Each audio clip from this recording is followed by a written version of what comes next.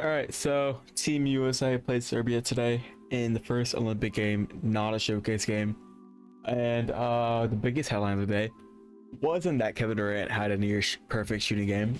It wasn't that LeBron James got replaced by his 2018 self. It wasn't that Jokic got blown out by 40.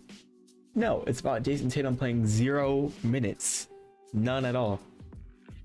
And this has kind of brought back this whole thing of about, hating on Tatum.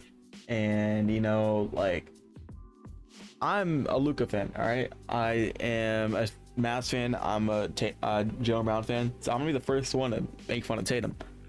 I think he's kind of overrated. I think he's statistically a finals dropper. And he's kind of corny. And, it's fun to make these, like, waterboy triple-double, best cup passer of all time, less points than Dwight Powell had tweets, and I make those too.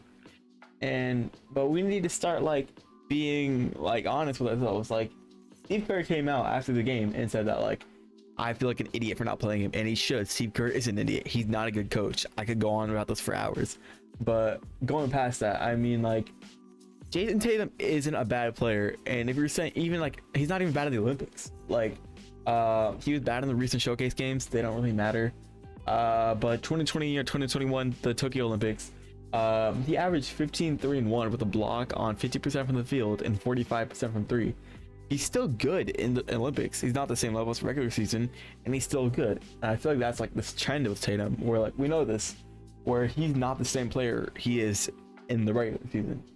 I think his game is made for the regular season. I mean, he averages like 27, 8, and 5 then. And his stats take a dip. 25, 9, and 6. Now 25, 9, and 6, sorry. And like it's still really good. It's just like there's like a slight drop. And this kind of, he's honestly not even that bad of a playoff player. I mean, like this year he had 22, 10, and 5 against the Heat. He had 27, 10, and 6 versus the Pacers. And 27, 10, and 6 versus the Pacers. But against the Mavs, he averaged 22, 7, and 7 on 38% of the field and 26% from 3, with the most shot attempts of anyone on the team. And when Jayson Tatum is supposed to be like this star, best player type guy, he's gonna get ridiculed for that. And I ridiculed him for that too. And it's not like this is new. I mean, like in the 2022 playoffs, which is when kind of the Jayson Tatum hate started, he played really good in the early rounds. I mean, he had 37 and 5 versus the Nets, 28, 6, and 5 versus the Bucks, and 25, 8, and 6 versus the Heat. But when it came to the finals, 22, 7, and 7 on 36% of the field.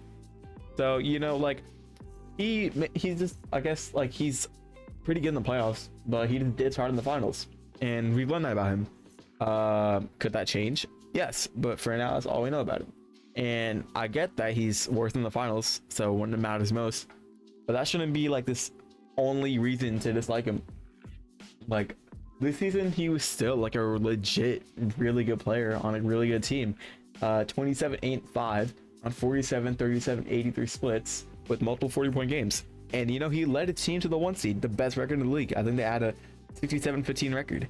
And he is the best player on the best team in the league. You can say that. People can say Jaylen Brown's the best player. People can say Derek White's the best player. I say Luke Kornet's the best player. But he was objectively the best player on the best team. So he's still like a really good player. And even in the 2024 finals in June, when he shot like trash, he still contributed to the games. I mean, like he passed the ball well. He wasn't like Chris Paul, but he passed the ball. So he was able to contribute in ways other than scoring. I mean, his defense was really bad, and he did shot chuck. Like defending Tatum's really hard, man. This sucks.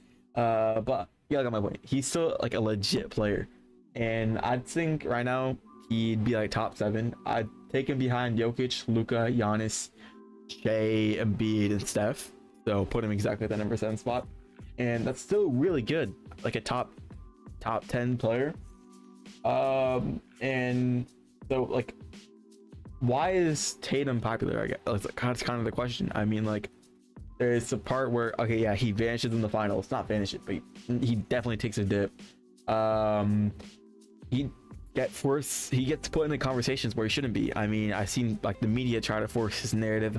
Is he at the same level as Luka? He's never gonna be on the same level as Luka.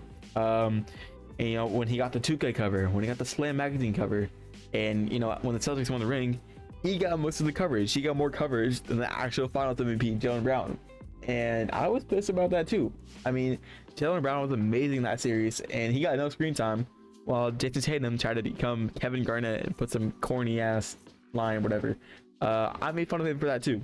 But to be fair, I mean, he won a chip. That's one of the biggest moments of his life. He should get a little leniency. But look, so Tatum, he's not the best player in the league. He's nowhere near that. And we need to stop putting him in these conversations. Like I said, like, he's not at the level of Luka, but now people are trying to put him at the level as like Brunson or Fox. I feel it's kind of disingenuous for him. I mean, he's still really good. He's like a tier above them. We keep going on like two completely different ends of the spectrum when we should acknowledge what he really is. He's on the same tier of guys like Curry or KD or AD or Kawhi or Mitchell. Those are like, I think I'd say those are fair comparisons for him, not Paolo Banchero. So yeah, it's like fun. I think it's fun to hate on Tatum. It's fun to hate on every player. I even hate on my favorite player. I hate on Kyrie. I hate on Luka. It's fun to dick ride them too.